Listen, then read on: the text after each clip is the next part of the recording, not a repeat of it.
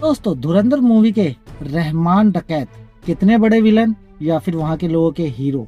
इसके अलावा संजय दत्त जो कि इसके अंदर एसपी चौधरी असलम का रोल प्ले कर रहे हैं, वो एक तरह से मूवी के अंदर तो पाकिस्तानी गैंगस्टर के तौर पे दिखाई दे रहे हैं एसपी होने के बाद भी, लेकिन क्या वो सच में गैंगस्टर थे या फिर पाकिस्तान के लिए सबसे बड़े हीरो। नमस्कार दोस्तों, तो बॉक्स ऑफिस के ऊपर भाइयों धुरंधर मूवी किसी ने सोचा भी नहीं था इतना तगड़ा प्रदर्शन कर रही है, इतना तगड़ा कलेक्शन कर रही है। पब्लिक का प्यार इस मूवी को भर भर के मिल रहा है और इस मूवी के जितने भी किरदार है दोस्तों वो सारे ही पॉपुलर हो रहे हैं और इस मूवी का हर एक किरदार अपने अंदर एक कहानी छुपाए हुए बैठा हुआ है, जिससे दोस्तों इस मूवी के जितने भी किरदार है उस सब के बारे में जो लोगों की जानने की जो इच्छा है वो बढ़ती जा रही है। और खास करके एक किरदार जिसने सबके दिल पे भैया छाप छोड़ी है वो है इस फिल्म का सबसे चर्चित किरदार पाकिस्तान का रहमान डकैत, जिस किरदार के अंदर भाई साहब अक्षय खन्ना ने जान फूंक दी है। तो इस वीडियो के अंदर दोस्तों हम जानेंगे रहमान डकैत के बारे में, पाकिस्तान का खूंखार गैंगस्टर उसके बारे में। तो फ्रेंड्स मेरी वीडियो को लाइक, चैनल को सब्सक्राइब और शेयर भी करना। थोड़ा मैं बाहर हूँ इसलिए गाड़ी के अंदर वीडियो बना रहा हूँ, तो प्लीज़ अपने इस दोस्त को भी फ्रेंड्स सपोर्ट करना। तो धुरंधर मूवी देखने के बाद जो अक्षय खन्ना है वो जो रहमान डकैत के किरदार में नजर आए हैं वो सबसे ज़्यादा पॉपुलर कैरेक्टर है। ये तो बात जग जाहिर हो चुकी है क्योंकि वो जिस तरह से वायरल हुए हैं वैसा तो मूवी का मेन हीरो जो अपने रणवीर सिंह है वो भी नहीं हो पाए। तो चलिए जानते हैं कौन था रहमान डकैत। 1979 में खतरनाक गैंगस्टर मोहम्मद दलाल के घर रहमान डकैत का जन्म होता है। जी हाँ दोस्तों, 1979 यानी कि 1979 में। रहमान डकैत का जो नाम था दोस्तों वो शुरू से ही रहमान डकैत नहीं था। उसका स्टार्टिंग में जो नाम था वो था सरदार अब्दुल रहमान बलूच। बाद में जाके जो उसका नाम है दोस्तों वो रहमान डकैत रखा गया था। अगर लोकल रिपोर्ट्स की माने दोस्तों तो जो रहमान डकैत था वो 13 साल की उम्र से ही हत्या करना उसने शुरू कर दिया था। पर रहमान डकैत से जुड़ी हुई सबसे डरावनी कहानी ये है दोस्तों कि उसकी माँ जिसका नाम खदीजा बीवी था और जिसको लेके ये अफवाह उड़ी थी कि उसका जो अफेयर है वो इकबाल के साथ चल रहा है। इकबाल वही शख्स होता है दोस्तों जिसने रहमान डकैत के बाप को मारा होता है और कहा जाता है दोस्तों कि सिर्फ शक के बुनियाद पे रहमान डकैत ने अपनी माँ को 3 गोलियां मारी और उसका सर काट के पंखे पे लटका दिया। उस समय जो रहमान डकैत की एज थी दोस्तों वो सिर्फ 15 साल की थी और 15 साल की एज में ये लड़का था दोस्तों ये खौफनाक कारनामे को अंजाम दे चुका था, जिस कारण पूरे इलाके में उसकी जो दहशत थी वो फैल गई थी। लोगों के बीच ये चर्चाएं होती थी कि जिसने अपनी माँ तक को सिर्फ एक शक के बुनियाद पे मार दिया वो किस किस्म का क्रूर इंसान होगा। और जैसा कि हमें धुरंधर मूवी में दिखाया गया है कि जो रहमान डकैत है वो खुद से ही अपने फादर को मारता है, तो ये कहीं से भी सच्ची कहानी उसमें नहीं है कि जो रहमान डकैत था उसने खुद ही अपने फादर को मारा था। एक्चुअल में उसके जो फादर है उसकी डेथ पहले ही इकबाल जो कि एक गैंगस्टर था उसने कर दी थी। और जब उसके पिता की मौत होती है उसके बाद जो उसका गैंग होता है उसको जो है रहमान डकैत संभालने का काम करता है और अपने पिता के मौत के बाद जो उसके गैंग का कंट्रोल है वो रहमान डकैत के हाथ में पूरी तरह से आ जाता है। जिसके बाद जो है दोस्तों जो ये रहमान डकैत है ये तेजी से कराची के अंदर फैलना शुरू हो जाता है। 1990 के दशक में जो है दोस्तों रहमान डकैत जो है वो हाजी लालू के गैंग में शामिल हो जाता है। हाजी लालू जो था दोस्तों वो लियारी में काम करने वाला एक क्रिमिनल सिंडिकेट था। 2001 में जब हाजी लालू को गिरफ्तार कर लिया जाता है उस समय में दोस्तों जो रहमान डकैत था उसका पूरी तरह से लियारी के ऊपर और हाजी लालू जो अपना विरासत फैला के जाता है उसके ऊपर पूरी तरह से उसका कब्जा हो जाता है। उसके बाद दोस्तों 2001 से लेके 2009 तक पाकिस्तान के सबसे खतरनाक अपराधियों में से एक बन जाता है।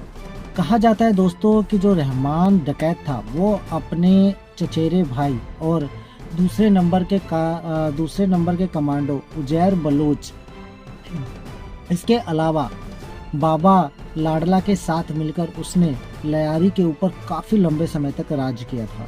बल्कि रिपोर्ट्स तो यहाँ तक बताते हैं दोस्तों कि रहमान डकैत के अनुमति पे जो लाडला यानी बाबा लाडला और उजैर था वो कटे हुए सिर के साथ फुटबॉल खेला करता था। ये तो होगी दोस्तों रहमान डकैत के क्रूरता की कहानी, किस तरह से वो राज्य कर रहा था। लेकिन इसके अलावा बहुत सारे ऐसे लोग भी हैं जो उसकी प्रशंसा करते हैं और उसको सपोर्ट करते हैं। क्योंकि दोस्तों इंटरनेट पे कई ऐसी वीडियो मौजूद है जिसके अंदर लोग उसकी तारीफ करते हुए दिखते हैं। उसकी तारीफ के रीज़न ये है दोस्तों कि वो जो भी घायल लोग होते थे, जो मतलब गरीब तबके के लोग होते थे, उसको हॉस्पिटल पहुंचाता था, उनकी दवाई दारू करवाता था। इसके अलावा जो गरीब लड़कियां होती थी उसकी शादी का पूरा खर्चा तक उठाता था। और गरीब लोगों के लिए, ज़रूरतमंद लोगों के लिए जो उसके दरवाजे थे दोस्तों, वो हमेशा के लिए खुले होते थे। लोग वहाँ पे जाके मदद मांग सकते थे और जो रहमान डकैत था वो उसकी मदद भी करता था। उसका रीज़न ये था कि वो लोगों की नज़रों में अच्छा बने रहना चाहता था राजनीति के अंदर आने के लिए।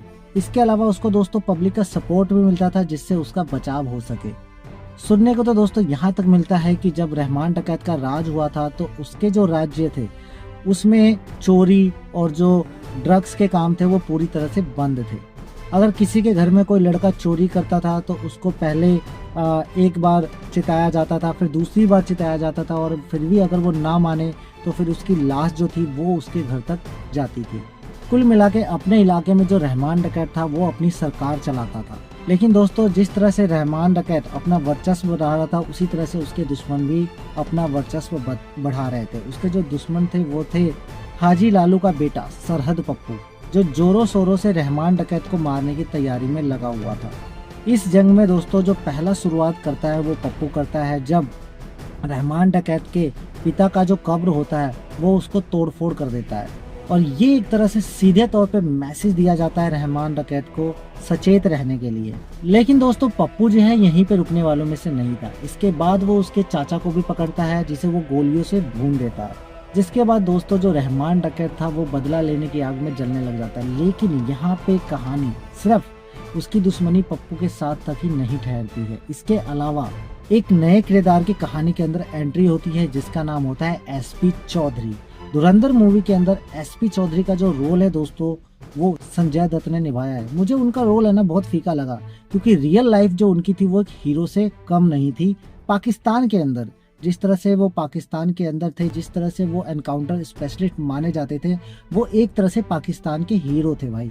एसपी चौधरी असलम इतना खतरनाक व्यक्ति था ना भाई कि उसको अपनी फैमिली को कई बार छुपा के रखना पड़ता था।